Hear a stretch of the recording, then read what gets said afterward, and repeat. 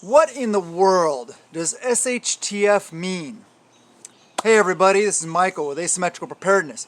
We're going to talk about that and a bunch of other acronyms that you may see in the preparedness community that you may not know what they mean. So let's start off with SHTF. But first off, if you guys like the videos, please subscribe, please hit the like button, please comment, please share the videos. And do that on all the prepper channels you can find. Help all channels, all ships, the entire community to rise. Let's build the community. Let's do it together. But okay, let's get on with it. SHTF, that is stuff hitting the fan, or that bad word that starts with S, hitting the fan. What does that mean? So SHTF can mean a lot of things. It can mean you got injured and you're unable to work. It could mean you lost your job. It could mean a loved one come down with a sickness. It could mean a natural disaster that's localized. It could be an earthquake, tornado, whatever it may be. It could be a larger event like economic collapse or foreign invasion or something like that. SHTF is just describing basically stuff has hit the fan. Things are out of the ordinary and things are not going along like status quo. So like in Texas, hey, they had that freeze and the power outage. That was SHTF for them, right? Okay, what about a hurricane on the coast? That's their personal SHTF. Many of these can happen. It's not just like a one-time event. They can happen many times in somebody's lifetime. So yeah, that's SHTF. I know you've seen the term BOB. What does that mean? Bob? Who's Bob? And where is Bob? Why do preppers always talk about Bob? No, that is bug out bag. I'm sorry. That is a bug out bag. That is a bag, like a backpack, that you have about 3 days worth of food, water, and supplies in that enables you to get to your bug out location. Hopefully your bug out location is within 3 days walking, just in case we have an EMP. Oh, what does EMP mean? That means electromagnetic pulse. What is an electromagnetic pulse? I'll get to that in a sec. Let me finish bug out bag. It is a bag that say you got to get from here to there and you need to get out of your house quickly. You can grab it and go. It's not a bag that you can go live in the woods, live back in there forever. It's not an extended period type thing. That is an inch, I-N-C-H, inch bag. I am never coming home.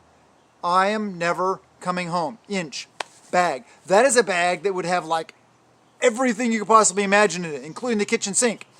That you could possibly, if you have the skill set to go along with it, go out in there in the woods and live indefinitely.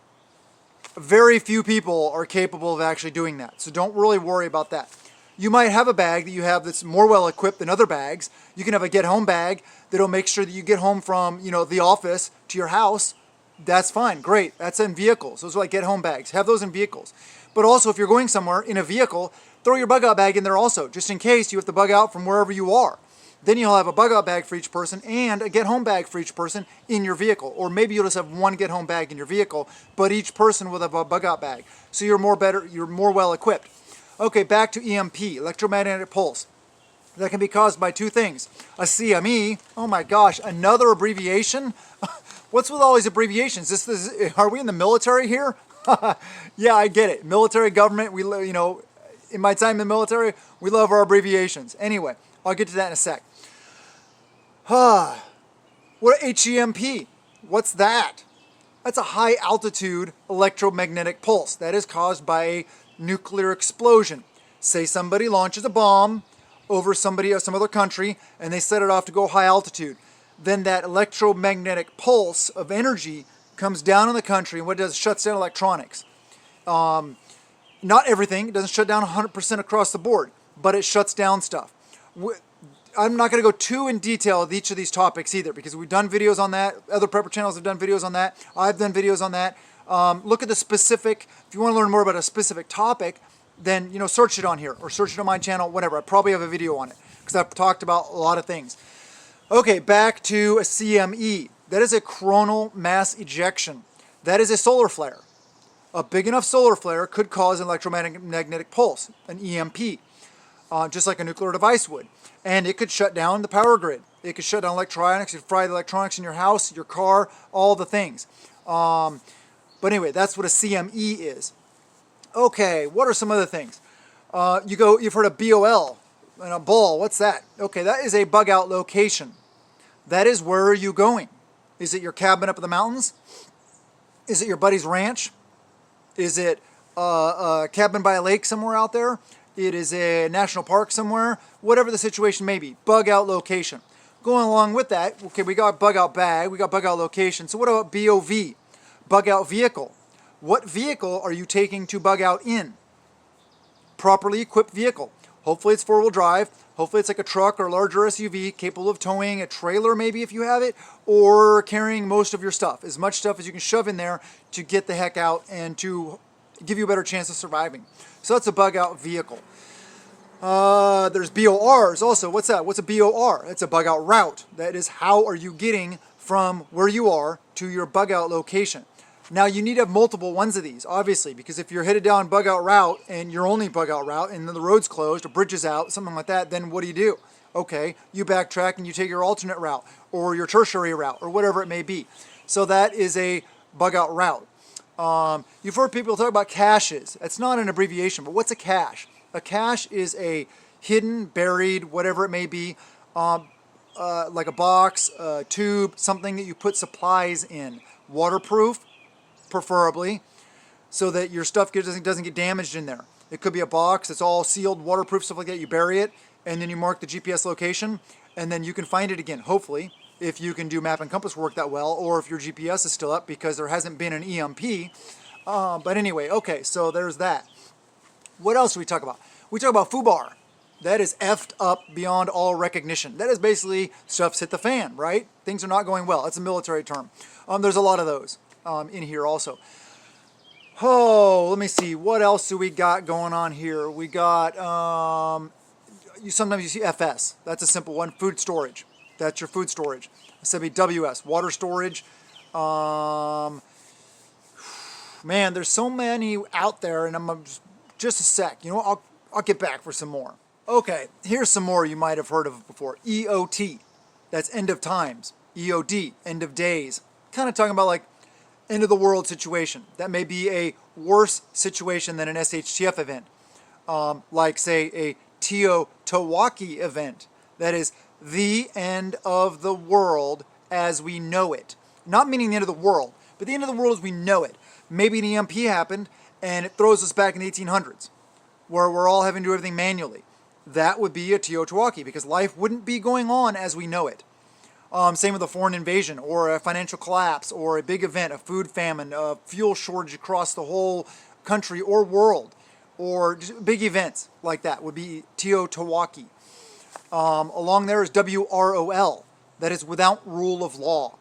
That is meaning that you can have SHTF, a stuff hitting the fan event, tornado, hurricane, earthquake, whatever it may be, and still have rule of law. Because you still have law enforcement, you still have military, you still have things like that in place. Law enforcement predominantly. But if we're in a big event like TEOTWAWKI event, it may be a complete, say it was an EMP. It shuts down everything. Almost everything. But anyway, it puts us back in the 1800s. Well, do you think law enforcement's going to be out there, running around? They may be in some situations, in some areas. But in some areas, they're going to be at home taking care of their family and their friends and stuff like that. So you're going to be without rule of law situation. So basically, in that situation, you are going to have to be the moral person. You are going to have to do what's right. You are going to have to be mindful of what you do, how you carry yourself, how you react to things, what you do, that it is within your moral imperative. Because there's nobody going to be coming and enforcing the laws. Some people will just go crazy and go looting, rioting, all that kind of stuff like that. We've seen that in within rule of law situation right recently, right? Portland? Yeah. Okay. That's like without rule of law situation. What are some other ones? WTSHTF. That would be when the stuff hits the fan. Same thing along those lines. Whew. It got a little colder out here, so I had to put a jacket on. Anyway, so what's the next one? Next one's a big one. MAG, M-A-G, Mutual Assistance Group. Some people call them tribes, crews, teams, groups, whatever they may choose to call themselves. A mutual assistance group is a group of people that agree to mutually assist each other in adverse situation. SHTF, TEOTWAWKI, WLROL, something like that. It is a group of like-minded, hopefully, people that have a standard set of SOPs. Oh, what's that? An SOP is a standard operating procedure. That is a set of rules, of guidance, bylaws, whatever you want to call it, that basically says, okay, as a group, what do we do if? Fill in the blank. What do we do when? Where do we go if? How do we talk to each other, get a hold of each other, communicate if? How do we communicate when? All these kind of things. How do we set security if? All these things. As many eventualities as you can get together so that you can war game them prior to an event. That is always a good idea to have. So that's what a mutual assistance group does. It's basically a group like saying, okay, hey, I'm part of the group. I got a bug out location. It's up on in those mountains. And then, I'm somebody else, and I got a bug out location over here. And then, I'm somebody else, and I got a bug out location over there. Great. Those different cardinal directions, right? Okay. So then we start going to those locations, training in them, equipping them, caching in them, supplying them, all those kind of things, figuring out routes, all the things. There's so much to it. But you work as a team, and you have training together as a team. You train on different topics, so somebody that's an expert in a topic gives a training session and helps other people at least become like laymen on that subject, so they can have a basic understanding of the subject. So that one person that is the expert isn't a single point failure. Because what happens if they go down, they get injured, or out of their picture, or something worse happens to them, and then nobody knows how to do what their job was. So you cross-train, just like military, units cross-train. So yeah, that is Mutual Assistance Group, or MAG. Here are some of the ones that some people love, and some people take to an extreme, and some people aren't careful enough about. OPSEC, O-P-S-E-C.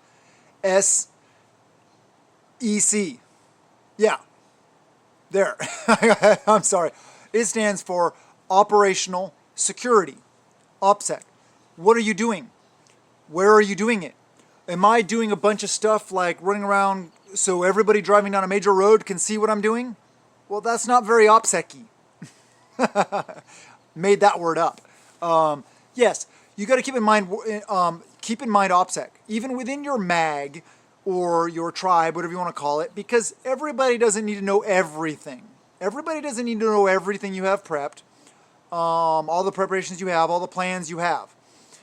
They don't need to know everybody doesn't need to know your daughter's first name or your last name or stuff like that. Just keep in mind and be mindful of it. Along those same lines as PERSEC, P-E-R-S-E-C. That's personal security. The OPSEC kind of goes along with that. Personal security. Do you want your information getting out there? Do you want everybody knowing everything about you in your personal life? No. Of course, we have things we want to keep to ourselves, and that's common sense. So PERSEC, OPSEC, NeoComSec, communication security. When you're sitting there on your ham radio calling up your mutual assistance group in an SHTF, do you know who's triangulating signals? Who's listening, triangulating where you are, or listening in on the conversation? Are you using code? Are you do you have scrambling? Whatever the situation, who's listening in? Do you have a little FRS radio that anybody that bought it at Walmart can listen into your channel? That's important. Communication security. That everybody's not listening to what you're saying. And if they are, that you're communicating in a way that isn't giving away too much information. So that's really important. Okay. Some of these other things, there's a lot of military terms that are used in the prepper community also. A lot of tactical oriented terms that I'll mention a couple. Mostly we talk about that kind of stuff over on Patreon due to the atmosphere on this platform. But PC is one of them. Does that mean, that you're PC? That you are, oh my gosh. Now I even forget what PC means in that sense of the mean. Anyway, PC to me is plate carrier. It is a device worn that carries a plate to protect yourself in a tactical environment. Then there's BB or WB. That's a battle belt or a war belt. It's a belt you wear around your waist. You got your Gucci, all your gear on. Enough said. Those are some of those things. So let me see. There's so much to this topic, and I am currently brain farting. So please add some things in the description or in the comment section. Comment section about commonly used terms that you know. And we'll be right back with some more. Okay, I remembered. PC, politically correct. That's not me. Okay, there's also GSM is a good one. That's Grand Solar Minimum. What does that mean? I'm definitely not the person to explain that. Christian over at Ice Age Farmer is way better at that. Or forget his name over at DAP 2021 or DAP 2030. That's it. Those guys are the experts on GSM, Grand Solar Minimum. But basically what it is basically saying that our growing seasons are getting shorter because the solar energy and efficiency is getting into a narrower window, meaning we're having longer winters and shorter summers. So our growing season is getting shorter. That's that whole idea, Grand Solar Minimum. So that's another really good one. I also thought of some other ones along those lines, and I can't think of it. Man, this is tough. Okay, I refreshed my mind on a couple. EDCs, talked about all the time. That is everyday carry. That is what's in your pocket. I actually emptied my EDC out because I was getting ready to go in and take a shower. So I'm just ready to take my clothes off, jump in the shower, and no, you can't watch. EDC is another one. HAM is another one. What is that? It actually doesn't stand for anything. It is an emergency communications method or a communications method that people ham radios. It's a type of radio. I'm not an expert. I'm learning. I know the basics, but I'm not a radio expert. But that is ham radio communications. Stand by. Okay, there's some more. GOOD, G-O-O-D. That's get out of Dodge. That's like a bag, like a bug out bag. MRE, that is a meal ready to eat. It's a military ration the troops take into the field, and they can eat right out of it. They have a little heater in them. You can heat your food, or you can just eat it cold. It's all just ready to eat, no preparation needed. Okay, here's two in conjunction with each other. IFAK, I-F-A-K. That is individual first aid kit. That is a little like blowout kit that you carry on yourself for traumatic injuries. Not a boo-boo kit. This is for like a gunshot wound or a major, like your arteries bleeding, stuff like that. And one of the things in there is a TQ you've seen. That stands for tourniquet. Tourniquet is a device that you put on your arm or your leg, not around your neck, not around your waist, arms and legs only. You put them up as high as you can.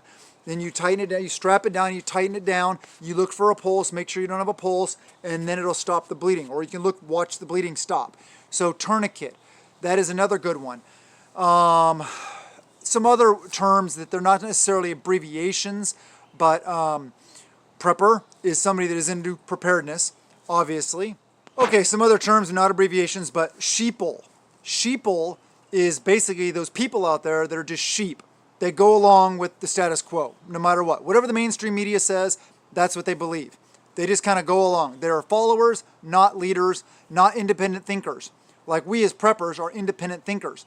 So that is a big difference. Another one is golden horde. What is the golden horde? The golden horde is basically, the zombie apocalypse. The zombies are coming. That is in like a TEOTWAWKI event without the end of the world as we know it. So things are way different. WROL, which is without rule of law, like I talked about. And those are like rioters, looters, marauders, people going around scavenging and trying to take from others. Those are the starving masses of people that are going to be leaving the cities. They're going to mass exodus from the cities because the cities will run out of food and water and everything super quick. And they're going to be moving out into the more rural areas. They'll start off with the suburban areas, the suburbs. They'll move slowly into the rural areas as they take what they want, unless they're stopped or unless they all perish, which would suck. Okay, so let me get this up and kind of move while I'm talking. That's some of the common terms and abbreviations. There's a lot of them though. So like I said before, if you want to, please put them in the comment section and yeah, let other people know about what other terms are there. There's a lot of them, depending on where you want to go, what you want to talk about. There's a lot of military-oriented terms and stuff like that. But there we go, a little better light. And I had to put it in the tripod.